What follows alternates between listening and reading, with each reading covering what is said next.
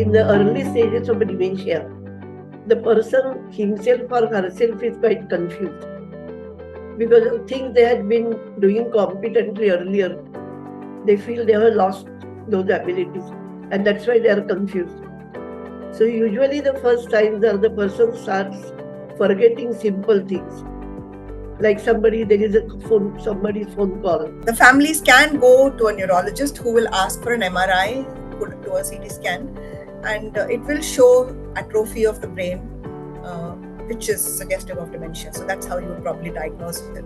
But he might or might not give you effective medication because, like I told you, every patient is different.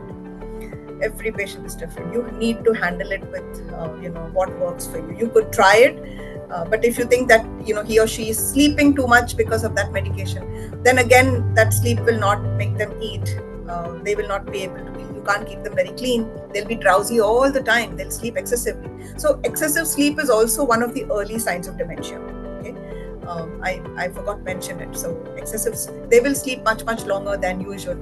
It's one sign that any family member could notice to feel that something is wrong. So therefore, you could, like I said, the 3 or 4 wings could be your family doctor. He may or may not be able to diagnose it correctly at all. The neurologist, the psychiatrist, and the geriatric doctor. They have moderate dementia. There is a lot of change in behavior. I have seen a spectrum of behavior patterns for people who have dementia.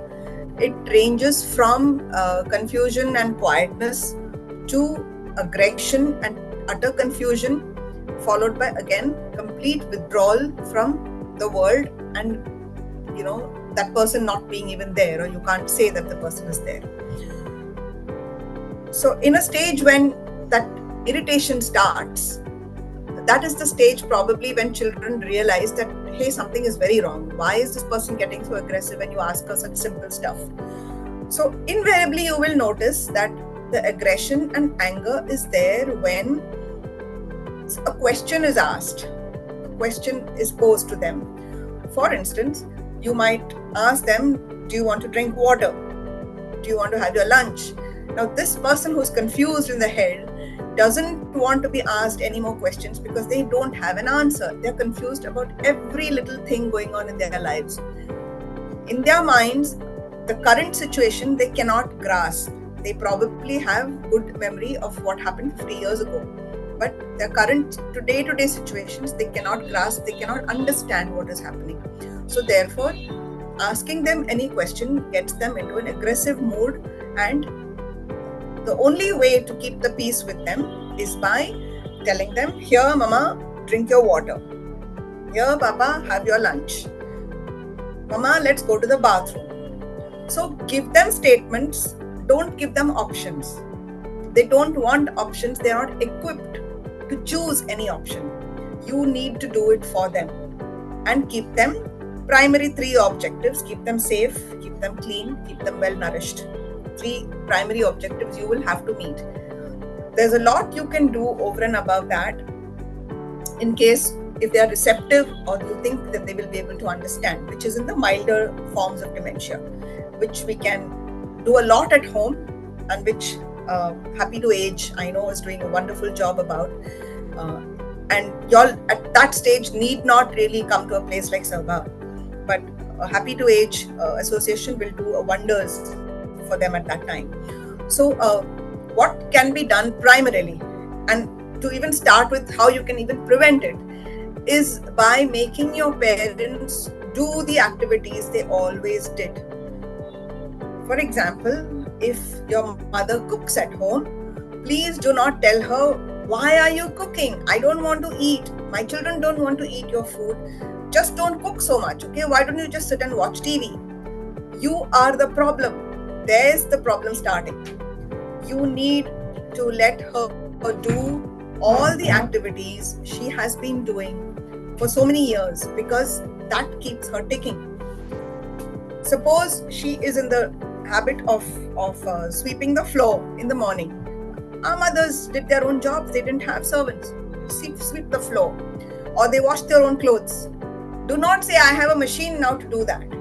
Let them do it. They need to work from their fingers, their entire body, even their brains. that I have to wash my clothes, I have to put it out to dry, I have to pick it up and fold. So that routine, it helps them work their bodies. Our bodies are meant to be moved.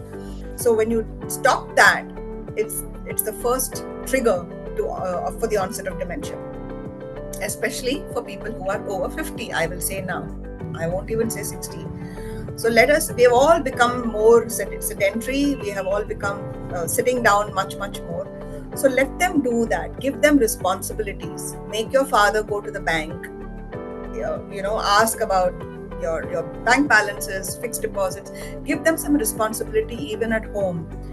It is not, you don't have to depend on them, but doing so will keep their brains active. They will have a sense of belonging. That is extremely important. That emotional connect of feeling loved, belonged, wanted, and I am a part of this family for which I am giving my inputs for this house to run effectively, all helps in keeping dementia away. People will say that, somebody opens a cabinet in the kitchen and will stare into it, not knowing why she's standing there, what exactly she wants to take from the cabinet. People would say they go on a walk. There is a route that they are familiar with. Okay, this is my evening walk route.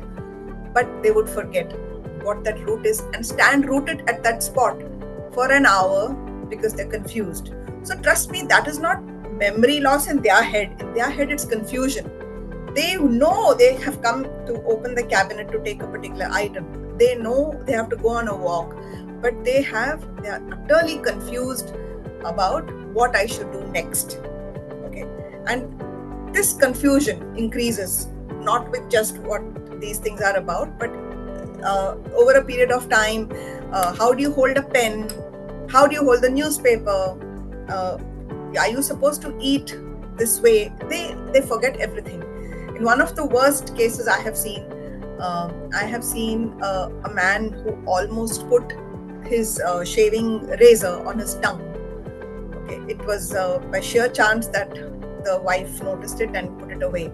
So in the advanced stages, they forget what things are used for. They don't know what a spoon is used for. They don't know that food is supposed to be eaten. It can become that severe, and they will lose their identity completely. They might lose the zest to eat and live and feel joy. They become a body without the person inside them in the end stages. That is how the journey of dementia goes. So family members can probably identify it maybe when it comes to moderate dementia, that there is a problem. But in mild dementia, it is very, very rare. But the family members could again pay attention to these small details. They will know it only if they speak to them. The key here is communication. So if you communicate well with the seniors in the house, talk, make them speak, not just listen, not just giving them advice that they should eat healthy or go for exercise and all that, but make them talk about their feelings and emotions. Then there is a clue that you might get that there is something missing here. There's something about the way he or she is talking, or the way he or she has been different from how they were, and probably there is a good chance of putting a brake on the illness progressing. The person who had been very competent doing all these things has been almost like a pillar of strength for the family also. They have difficulty accepting that this person has difficulty writing a check, or the person has difficulty calculating simple things, in how much he spent and what is remaining.